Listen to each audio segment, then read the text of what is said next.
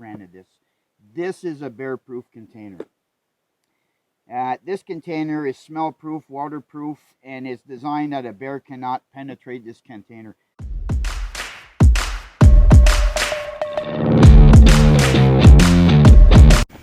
As we're going to see here today, as you mentioned, Mark, there's several ways to carry food in the backcountry, and this particular bag is made of Kevlar, and it's a certified Kevlar bear bag, and I believe it's made by Ursack, so it's an Ursack pack, and with that, it has a cinch top where you can crisscross the ropes and get it super tight. I don't have it going like that right now, but if I wanted to. Oh yeah, you loop it back through a hole. Okay. And then loop, and then create a. And then from there you tie it around a tree. You tie it around a tree. You don't have to put it up in the air, which is a common thing. Yeah, with, you don't have to do a hang. Yeah, exactly. You can tie it to a branch, the bottom of a tree, or whatever. Supposedly, bears are not able to penetrate this bag.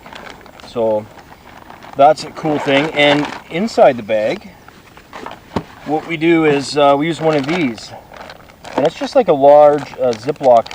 Very heavy duty. But heavy duty, exactly. And what this does, that'll contain all the smells of your products, what have you. I have some soap in here, some toothpaste, some deodorant, some gum in this case. There's no real food in it. I'm glad you mentioned toothpaste, because I think some people don't realize that. You think food, toothpaste is not food, but to a wild animal, it's a smell, and that is potentially food, and they will be attracted to soaps. Absolutely. Think of your dog. If you have a dog, dogs are the same way. They're attracted to smells, and they might even, lick a bar of soap thinking it's something good because it smells good, but obviously it doesn't taste good. So bear's no different, very curious.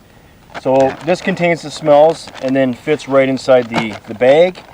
The problem with the bag that I don't care for is if you're going on anything more than an overnight, you can't really pack this too big because this is not. You're restricted. Yeah, this is not pliable. It's heavy duty, so it stays the way it is. There's no stretch, no nothing. Yeah.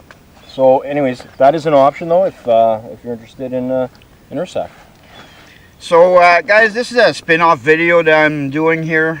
Doug and I are doing an overnighter, and the discussion here is about food containers. And this is my container.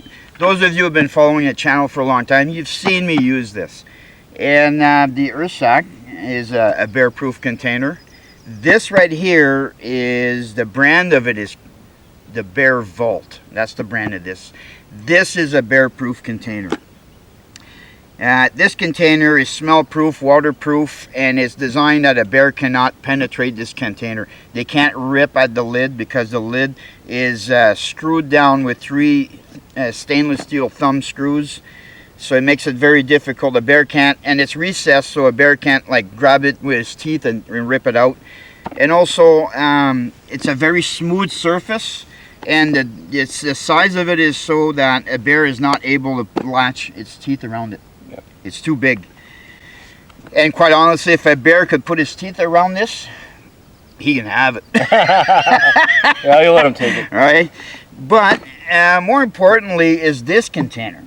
And this is what sparked this video today, is this barrel here, which is a storage barrel, is very popular in the community for canoeists. Yep. It's an awesome barrel. It's the use of it is very good, but all the time I see this being referred to as a bear barrel, and it kind of portrays the thought or the image that this is a bear-proof container, because a lot of people actually call it a bear barrel, and I think it's just something that got caught on, and it's false. Absolutely. It's not a bear-proof container, and I think it's important that folks know that. If you're going to procure one of these containers, don't buy this thinking that bears can stay out of it. This is so easy to get into. It's absolutely easy. A bear can grab its claws and boom, it's open. A bear can grab these protruding surfaces. they can latch their teeth on there and puncture right through it and rip it. That's the point behind these types of containers. They can't grab onto it. There's no ridges where they can grab on and walk away with it. Another thing too with these, there is a liner, like there is a seal, there is a gasket in there, so it is going to eliminate a lot of the smell coming out of it. Yeah, just waterproof container. It's a waterproof, it's sealed, it will contain the smells, so it's very usable in the backcountry. Mark's not saying it's not usable, and for its size, I believe it's 80 liters, it's very functional. Yeah. But what he is saying is, if you're going out there in the outdoors and in the backcountry and you think you can just have this sitting beside your tent, and if a bear wants to toss it around and get inside, it absolutely will. And normally when you're bringing one of these, most of the food's going in here. So it's very common. Actually, I've seen just last year I started seeing some videos on these containers where there's inserts for food. They're insulated inserts, so if you want to refrigerate your food, or you got anything you want to keep refrigerated, you put it in a separate bag and they fit inside. So these containers are always, or not always, but at least very often used specifically for food. And that's where you have to be careful, because now this could be quite heavy to hang, because the next step would be a bear hang once you got your food in here, because you can't trust this to keep a bear out. But it's so big, it can be quite heavy. How do you hang this? It's very difficult.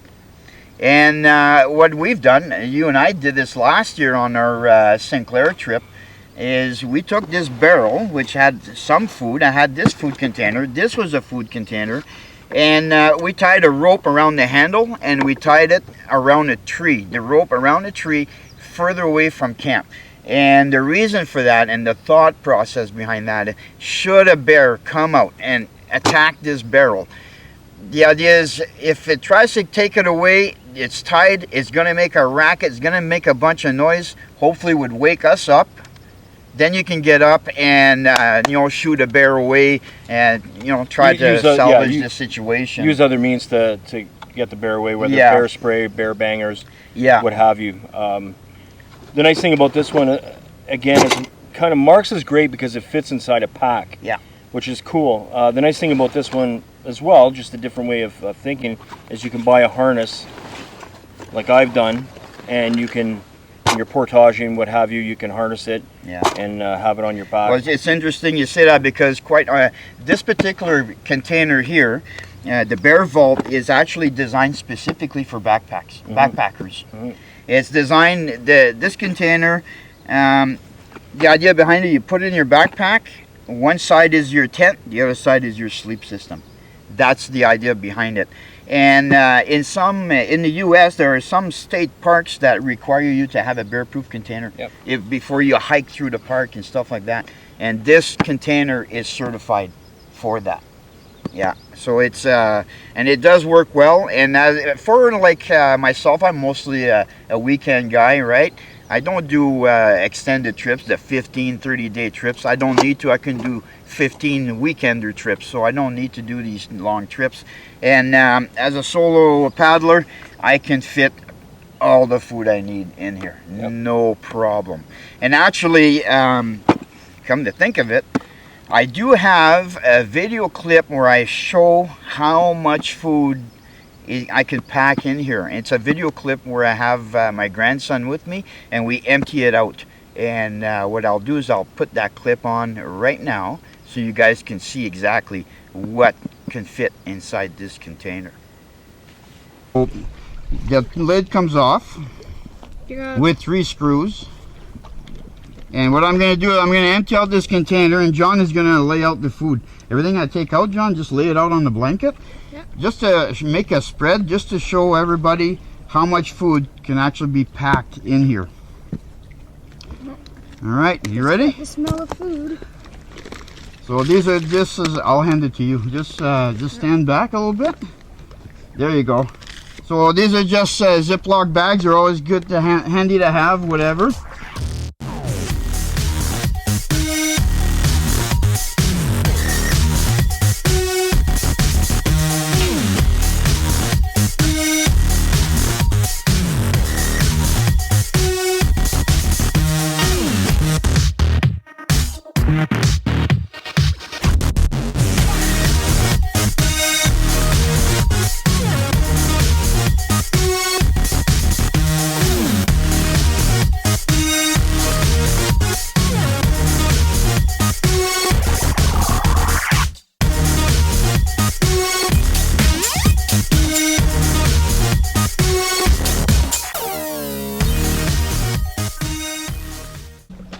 So as you can see, this is food for breakfast, lunch, and supper for John and I for 3 days and then some.